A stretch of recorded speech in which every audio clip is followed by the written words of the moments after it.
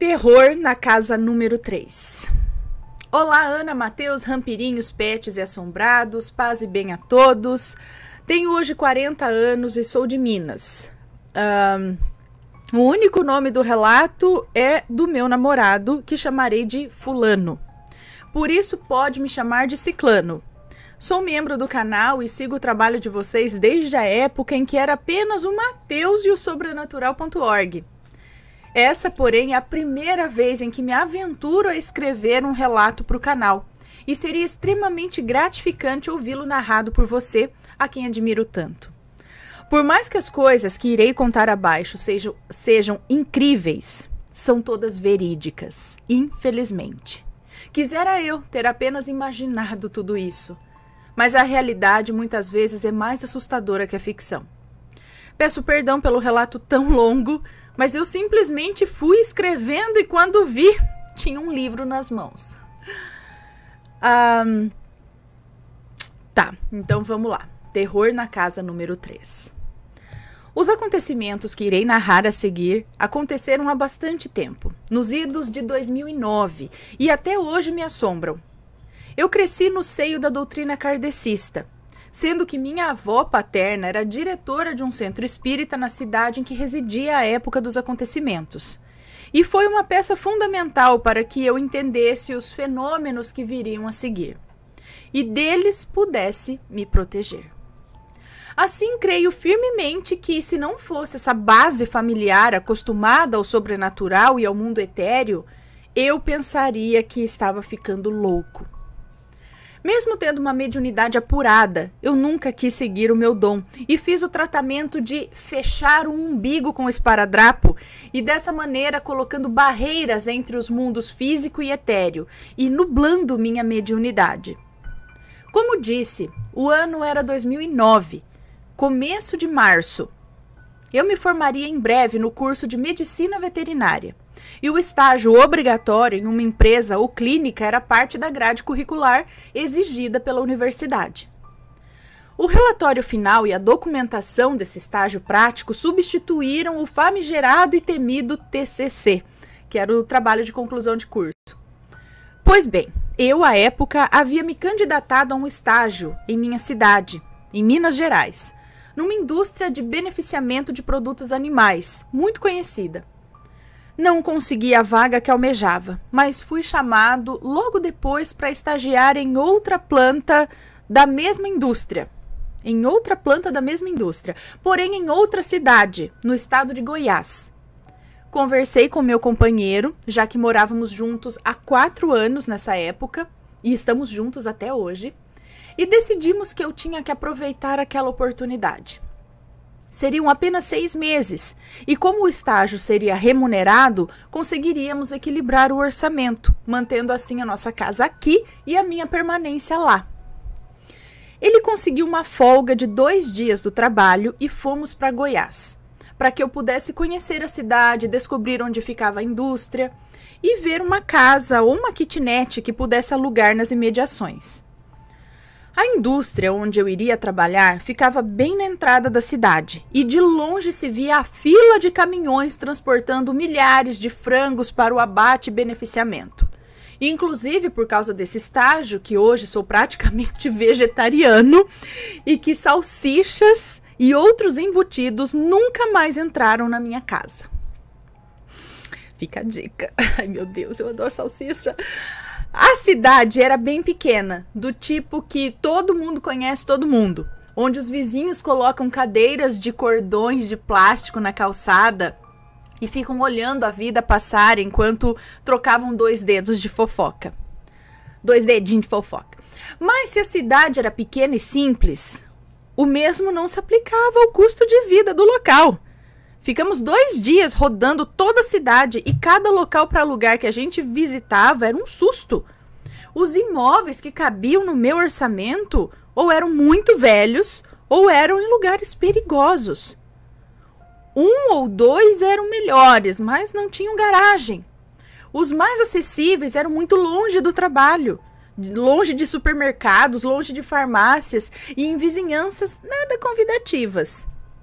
Reparem, eu não sou uma pessoa cheia de frescura, não, mas era um estranho em uma cidade que eu não conhecia. E percebendo isso, muitos dos corretores de imóveis, entre aspas, aproveitavam para tentar me explorar. Já estava desanimado quando, voltando para o hotel, passamos em frente a um portão com uma placa de aluga-se. Paramos o carro e descemos para olhar, já que aquele imóvel não nos foi mostrado por nenhum dos dois corretores que nos atenderam. Nenhum dos corretores que nos atenderam naqueles 2 dias. Aquele imóvel não foi mostrado. O portão era fechado até a altura de 1 metro, 1,20 m mais ou menos, e aberto em cima por uma grade que deixava ver uma garagem comprida com as 4 vagas. Logo após a garagem vinha uma fileira de portas e janelas e percebi que tratava-se de um condomínio ou algo assim. Desanimei, né? Pois se o preço de um barracão estava impraticável, o que esperaria de um lugar arrumadinho como aquele? Meu companheiro, porém, não se deixou abater e tocou o interfone da casa 1. Uma moça atendeu. Explicamos o que queríamos e ela pediu para esperar um pouco. Logo, uma jovem morena e gordinha veio nos receber, acompanhada de uma outra senhora mais velha, com os cabelos pintados de loiro, rechonchuda e sorridente. Apresentou-se como Dona Ana, a dona dos imóveis, e nos convidou para entrar, abrindo o portão eletrônico, e se pôs a tagarelar e explicar como eram as coisas ali. Bom, então tem mais nomes aqui no relato, mas todos trocados, né? Acho que foi de só um minuto, eu vou abrir pro Rabinho. Não, vou abrir para ele entrar. Ei, Rabinho.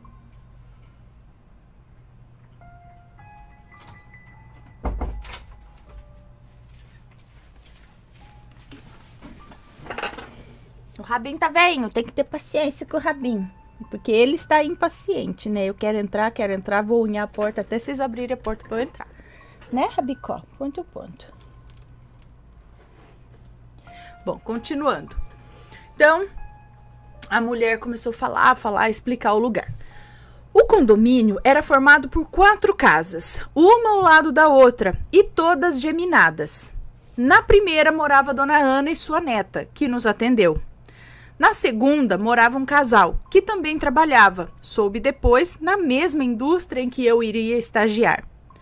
A casa 3 estava vazia, e na casa 4 morava um casal que viera do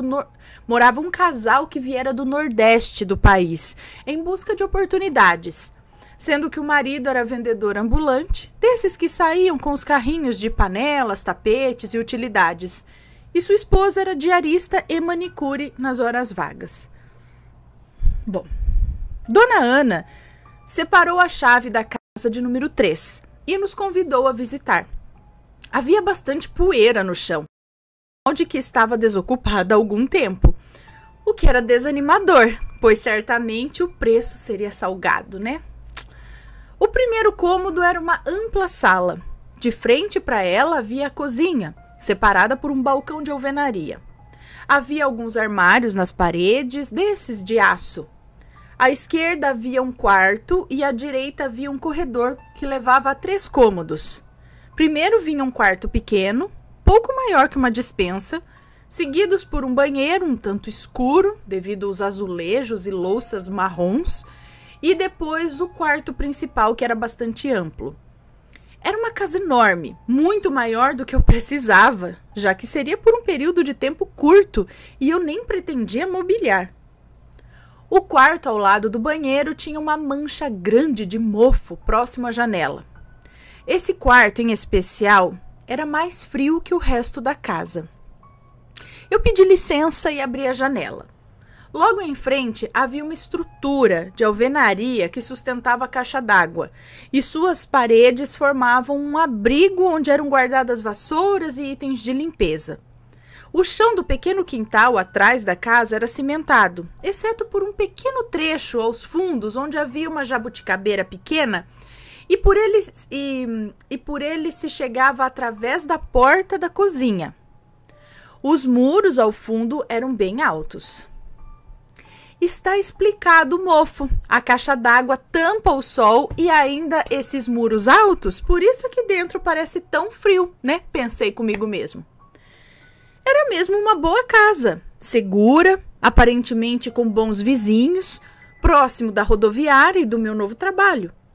Eu já estava conformado em não poder alugar a casa, quando a dona Ana falou o preço. E eu pedi para ela repetir, porque pensei que tinha ouvido errado. Ela estava pedindo metade do valor cobrado na maioria das espeluncas que visitamos aqueles dias. Perguntei se tinha alguma pegadinha, se a casa tinha algum problema de goteira, se a água não funcionava, se não tinha energia elétrica, porque estava mesmo muito barato.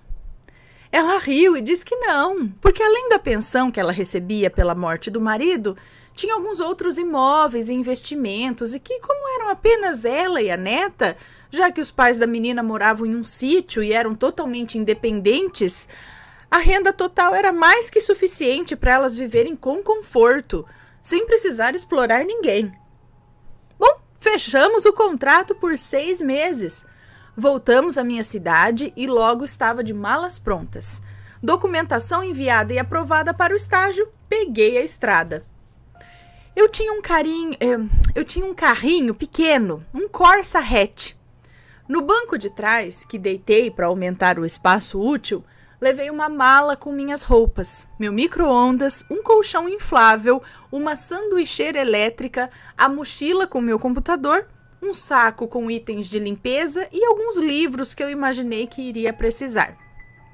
Tirei a tampa do porta-malas e forrei o mesmo com 2 edredons, uma cortina de plástico, dessas de box de chuveiro, bem baratinhas, e nele seguiu viagem minha fiel companheira, minha cadela, Luna, uma labradora caramelo que fazia o Marley parecer um frei beneditino. Meu Deus! Olha só! Bom, na quinta-feira anterior à minha apresentação na empresa...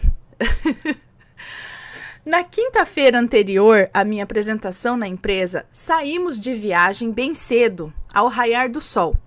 Como estava com a Luna, apenas paramos no acostamento algumas vezes para ela fazer xixi e levei sanduíches e água para nós.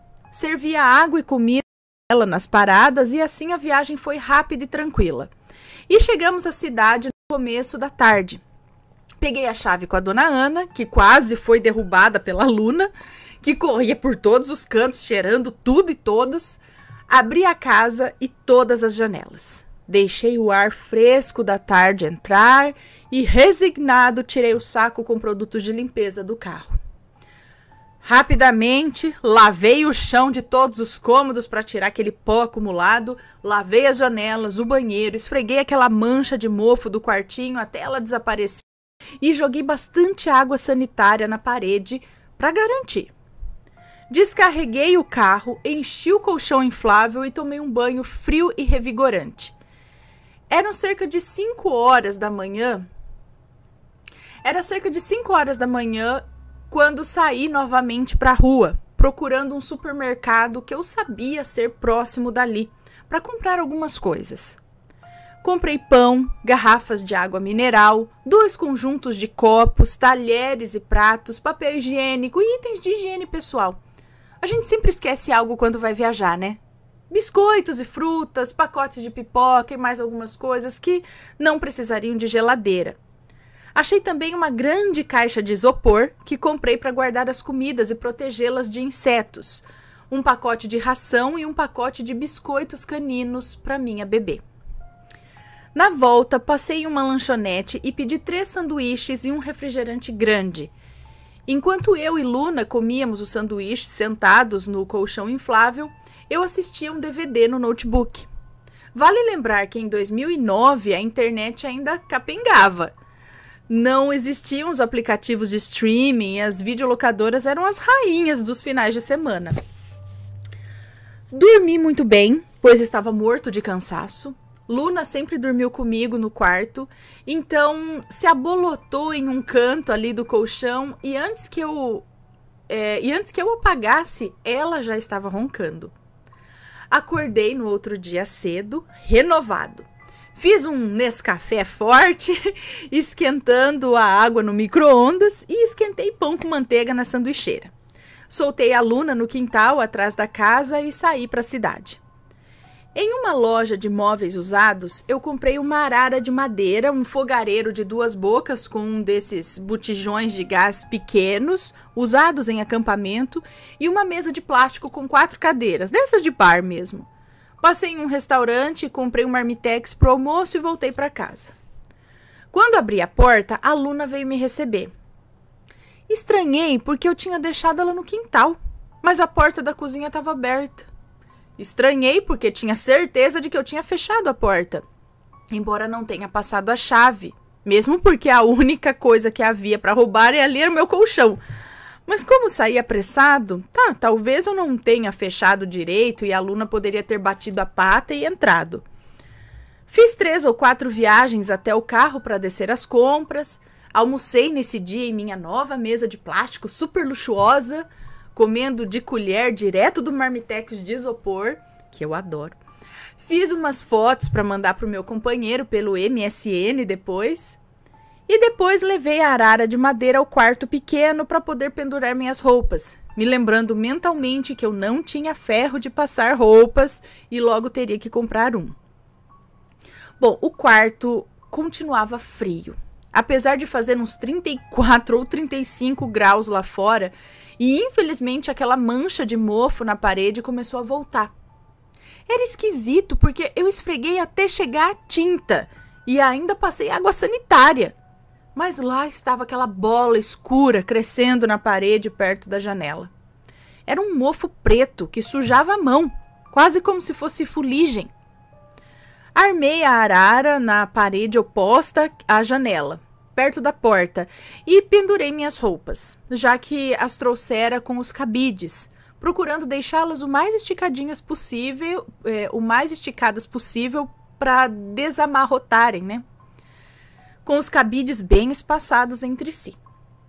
Deixei a janela aberta para evitar que o mofo se espalhasse e após uma soneca rápida coloquei a guia na Luna e fomos dar uma volta na região. O sol estava baixo e a temperatura estava mais agradável agora. Dona Ana estava na calçada, conversando com uma vizinha e me apresentou a ela quando saí. Voltamos uma meia hora depois com uma garrafa de Coca-Cola, uma de água, tomates e algumas fatias de presunto e queijo para fazer um sanduíche para o jantar. Fui para o quarto e, deitado no colchão, liguei o notebook. A internet ainda era muito rudimentar e eu só conseguia acessar quando plugava um modem parecido com um pendrive que garantia a conexão. Que, diga-se de passagem, sempre caía, mas era uma solução mais barata do que a internet discada e atenderia aqueles meses que eu ficaria ali. Depois de conversar com meu namorado e com a minha mãe, coloquei um DVD para rodar. Eu havia trazido vários DVDs e escolhi um que ainda não tinha assistido, As Ruínas. Era uma história bem interessante sobre um grupo de amigos que ficam presos em uma pirâmide maia ou asteca, onde cresce uma planta carnívora agressiva. No meio do filme, eu estava começando a ficar sonolento, quando percebi que a Luna, que estava encolhidinha no chão do meu lado, havia levantado a cabeça e estava olhando para a porta, como se prestasse atenção a alguma coisa. Abaixei o volume do notebook e olhei... Deixa eu aproximar aqui. Abaixei o volume do notebook e olhei para a porta, mas não vi ou ouvi nada. A casa estava escura e silenciosa e somente a luz azulada do computador iluminava o quarto. Então, de repente, eu ouvi um som leve, bastante discreto, algo que parecia com tic, tic, tic. Parava um tempo e depois recomeçava. Tic, tic, tic. Pensei que poderia ser uma torneira pingando, mas era um som mais seco. Me levantei, acendi a luz e fui investigar. Fui ao banheiro e à cozinha, mas não havia nenhuma torneira aberta, nem o chuveiro estava pingando. Abri a porta da cozinha e conferi o tanque de roupas da lavanderia, mas lá também a torneira estava bem fechada. Tornei a entrar e a trancar a porta E notei que a Luna se levantou, mas ficou na porta do meu quarto, encarando a porta do quartinho frio. Fui até lá e acendi a luz. Me arrepiei. Os cabides das roupas estavam bem juntos uns dos outros. Olhei a janela aberta. Será que o vento havia juntado os cabides daquele jeito? As janelas da casa tinham grades por fora, então era a única explicação, né? O vento, porque ninguém entrou. Mesmo que olhando a jabuticabeira, eu notasse que seus galhos estavam parados, ou seja, não havia vento algum. Essa tinha que ser a única explicação. Tá, fechei a janela e deixei as roupas do jeito que estavam. Voltei para o quarto e fechei a porta e fui dormir. No sábado e no domingo nada aconteceu. Passeei pela cidade de carro, fui comprar lanches, vi muitos filmes, achei uma feirinha onde comprei mais um monte de DVD. Pirataria pode ser crime, mas já viram o preço que cobravam num DVD original? Que país mais desmotivador a cultura, não é mesmo? E descobri um pequeno sebo que se tornou o meu refúgio. Voltei para casa com vários livros que me garantiram o lazer das próximas semanas. Na segunda-feira tive meu primeiro dia de estágio. Eu entrava às 6 horas da manhã e saía meio-dia. Eu tinha o resto do dia todo livre. A maior parte da semana foi tranquila, mas na quinta-feira os eventos estranhos novamente. Cheguei em casa depois do trabalho com o marmitex do almoço e a Luna veio me receber. Eu deixava a porta da cozinha aberta, então ela ficava dentro de casa e quando precisava fazer suas necessidades ela ia lá para o quintal. Eu tinha um daqueles pesos de porta de areia, então a porta, mesmo que ventasse forte, sempre ficaria entreaberta. Mas nesse dia a Luna havia feito cocô na sala, porque a porta da cozinha estava fechada à chave. Como aquilo era possível, gente? Abri a porta e investiguei o pequeno quintal. A jabuticabeira, o muro. Era muito alto, uns 4 metros, com pregos e cacos de vidro em cima. A jabuticabeira era baixinha, pouco mais que um arbusto. Se era muito difícil alguém entrar por ali, sair então seria impossível, sem deixar marcas de calçado no muro, sem usar uma escada ou uma corda. Fui à casa da dona Ana, perguntar se mais alguém tinha acesso à minha casa, mas nem ela e nem a neta estavam em casa. Aquela noite eu dormi com todas as luzes acesas. A porta havia me impressionado, sabe? Mas mais por pensar que pudesse ser um ladrão ou um invasor. Alguém que está entrando ali, né? Tem a chave também, vai saber. No dia seguinte, eu fui trabalhar apreensivo. Quando cheguei em casa, percorri todos os cômodos e não identifiquei nada de anormal. A tarde correu tranquila, mas eu não me sentia à vontade na casa. Por diversas vezes, flagrei a Luna parada de orelhas em pé, olhando pelo corredor em direção ao quarto que ficava à esquerda da cozinha. Eu olhava na mesma direção e não via nada, mas sentia que era observado. Não sei, poderia ser algo da minha cabeça, mas toda vez que eu me virava de costas para aquele corredor ou eu sentia um calafrio na espinha, não, toda vez que eu virava de costas eu sentia um calafrio na espinha. A mancha escura do quarto frio havia aumentado e eu havia tirado minhas roupas dele, para não estragarem, e coloquei a arara no meu quarto. Limpei novamente a parede, joguei mais água sanitária, detergente, esfreguei bombril com sabão de barra até tirar a tinta e ficar no cimento e não ter mais nenhum resíduo de mofo. Eu havia feito algumas amizades na cidade e naquela noite de sexta-feira eu decidi que eu ia sair para um barzinho com eles. Deixei a Luna dentro de casa, tranquei as portas, fechei a do meu quarto e saí. Saí quando os meus novos amigos tocaram o interfone. A noite foi divertida, bebi um pouco, dancei, comi e voltei de madrugada. Afinal, não precisaria ir para o estágio no dia seguinte. Quando cheguei em casa, porém, toda a descontração havia terminado e eu senti medo de novo. Havia deixado as luzes da sala acesas e a casa estava às escuras agora. Rezei um Pai Nosso pedindo por proteção e abri a porta. Luna saiu correndo e quase me derrubou. e eu dei um grito que certamente acordou os vizinhos. Acendi as luzes e com o canto do olho, pareceu-me ter visto um movimento no quarto da esquerda, mas quando virei a cabeça, estava tudo quieto. Não tinha ninguém na casa. Fui de cômodo em cômodo, acendendo todas as luzes até que cheguei no meu quarto, que ainda estava com a porta fechada. Quando abri a porta e acendi a luz, eu me arrepiei. 3 ou 4 roupas estavam caídas no chão, os cabides quebrados. Eu não dormi. Eu não consegui ficar dentro da casa. Passei o resto da noite na garagem, com a Luna deitada aos meus pés. Logo cedo, liguei quase chorando para o meu namorado e contei tudo. Ele ficou preocupado e disse que ia pegar um ônibus e passaria uns dias comigo.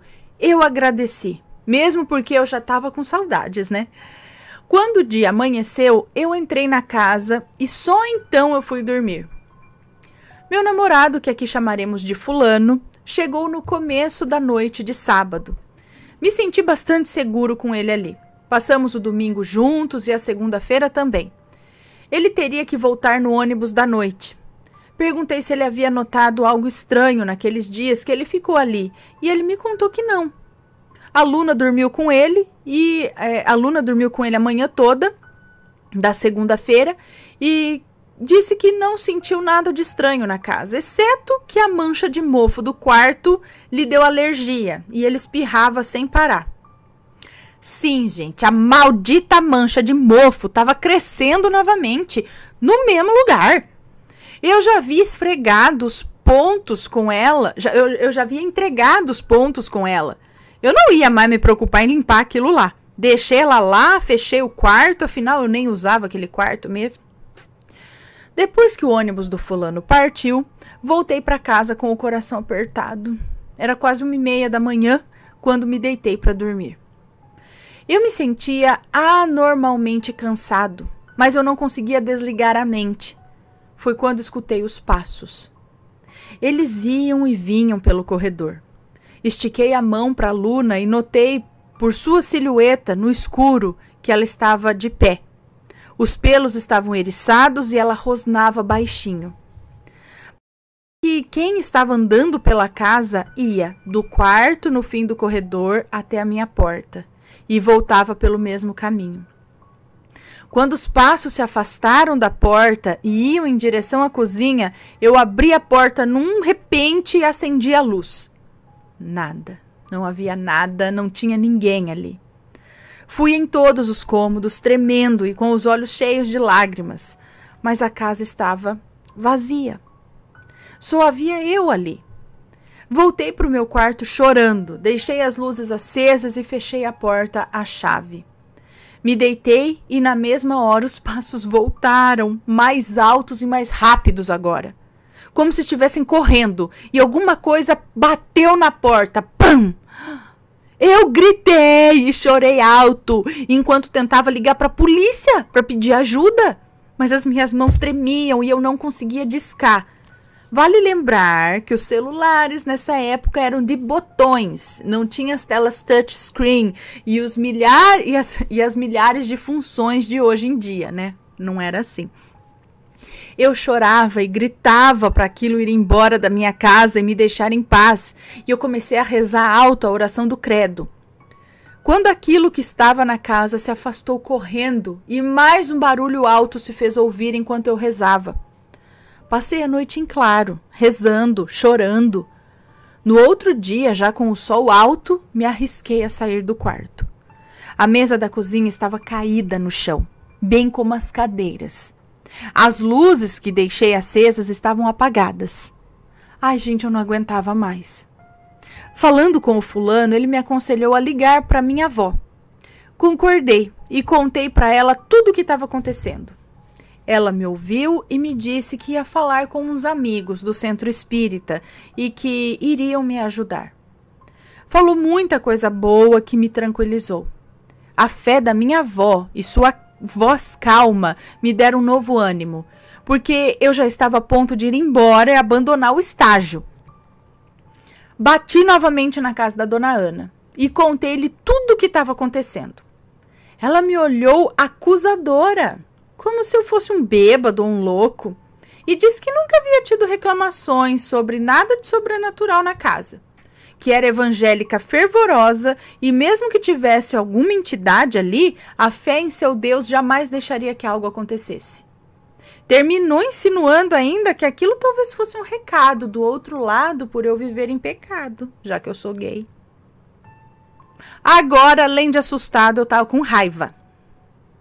No fim do dia, minha avó me chamou. Me pediu para ficar calmo, pois seu grupo de estudos havia se reunido e todos fizeram uma sessão para contatar a entidade que estava me assombrando, que por hora a haviam neutralizado, mas que era algo muito, muito ruim e que seria melhor eu sair da casa e ir para outro lugar, pois o ser que vivia ali e que estava momentaneamente neutralizado pelas ações dos médiuns não era um simples espírito perdido após o desencarne.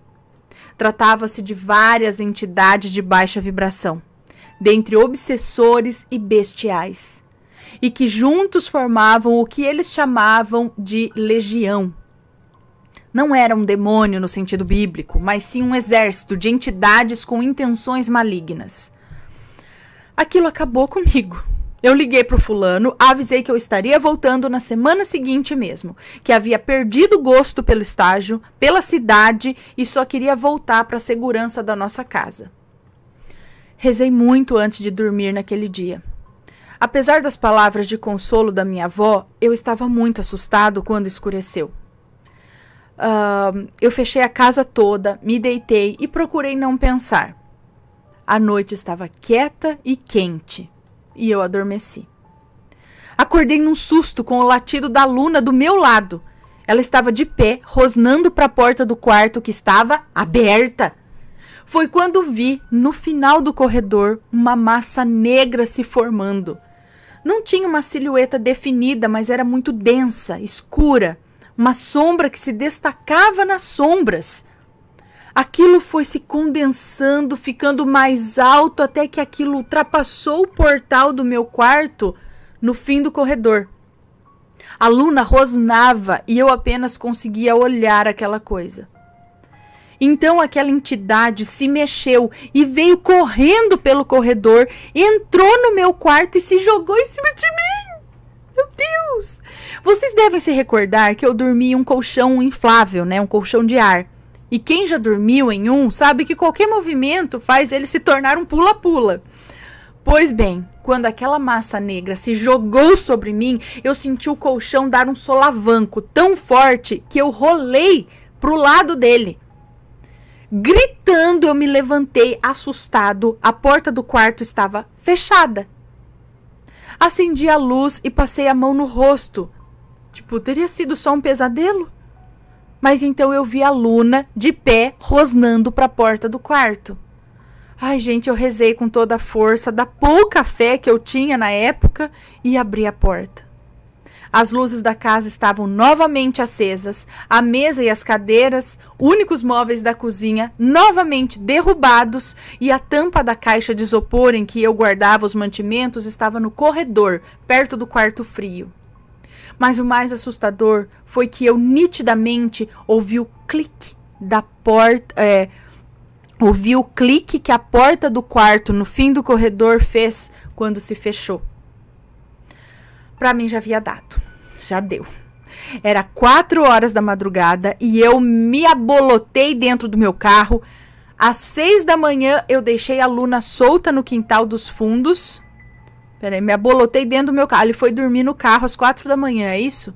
Às 6 da manhã, eu deixei a Luna solta no quintal dos fundos e fui até a empresa me desculpar e desistir formalmente do estágio.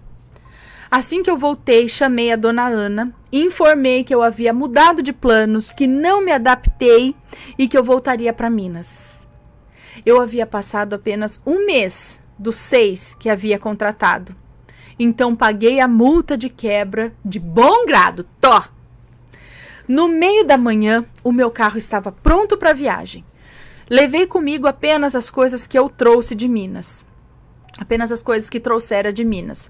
Todas as demais coisas, livros usados, os móveis, a arara de roupas, eu deixei na casa. Até hoje eu não sei se aquela entidade estava ligada à casa ou a algum daqueles objetos. Então, para que arriscar, né? Saí da cidade 1h, feliz por estar deixando todo aquele pesadelo para trás. Ou pelo menos, eu imaginava que seria assim.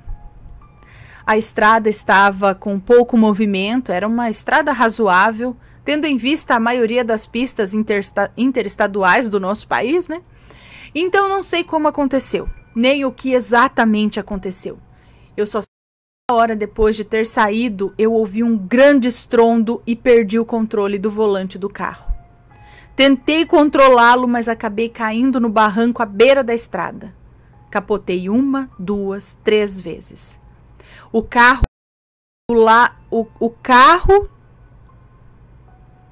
acho que o carro parou de lado no pasto abaixo. Senti o sangue escorrer no meu rosto, uma dor de cabeça e um enjoo, mas o resto parecia silencioso e em câmera lenta. Vi uma mão que abriu a porta e me puxou para fora. Eram 3 rapazes que estavam em uma caminhonete atrás de mim e viram o acidente acontecendo.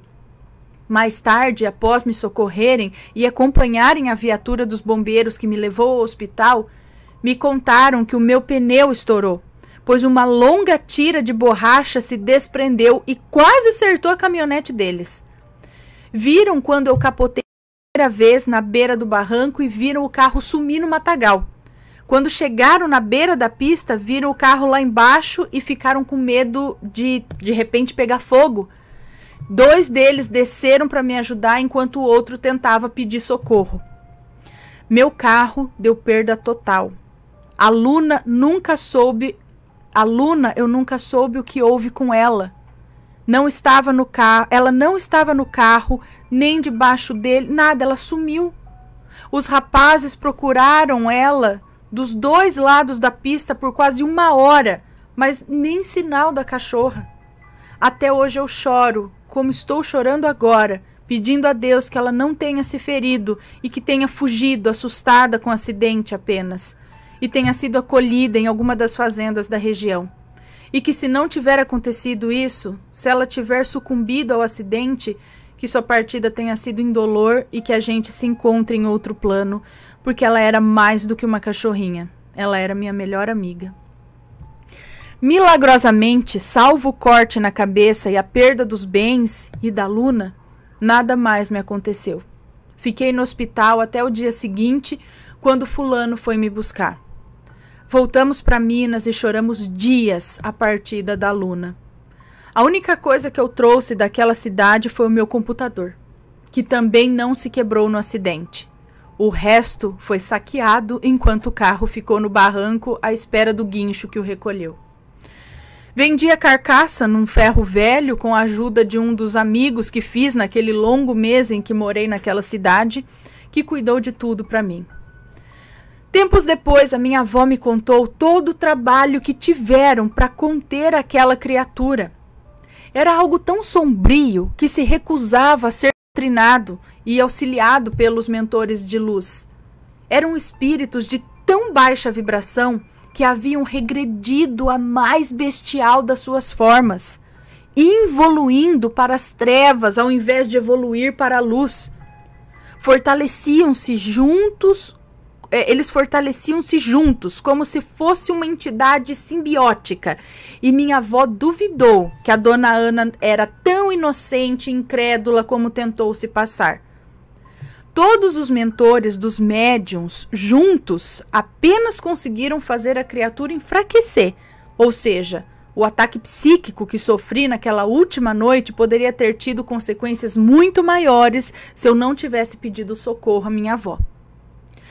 Como disse antes, eu não sei se a entidade já estava instalada na casa, se veio acompanhando algum dos móveis ou livros usados que eu comprei e levei para casa, se o estranho e persistente mofo preto do quarto frio tinha alguma relação com ela, porque ela habitava preferencialmente o quarto ao lado da sala, já que sempre pareceu vir dali e voltar para lá.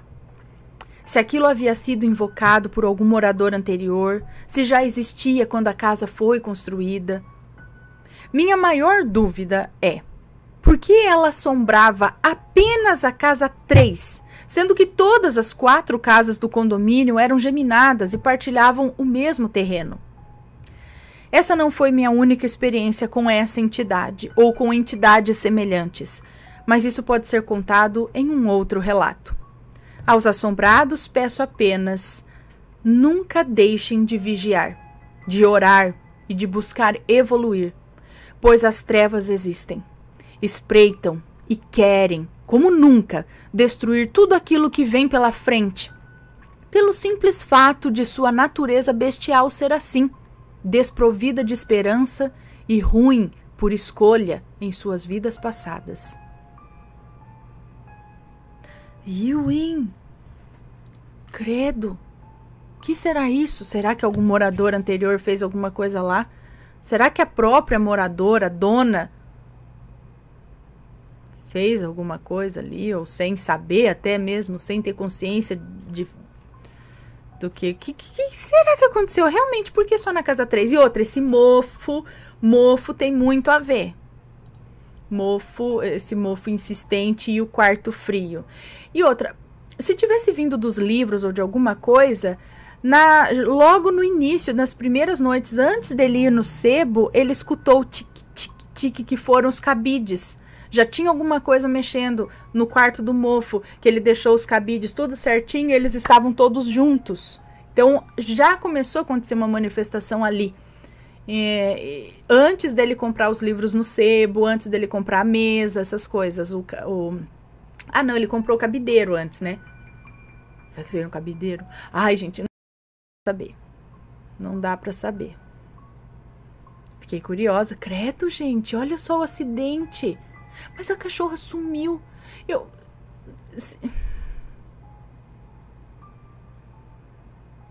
Ela saiu andando e alguém pegou? Porque eles procuraram, olharam ali, não tinha nada. Será que alguém encontrou, cuidou dela? Ai, gente, fiquei pensando.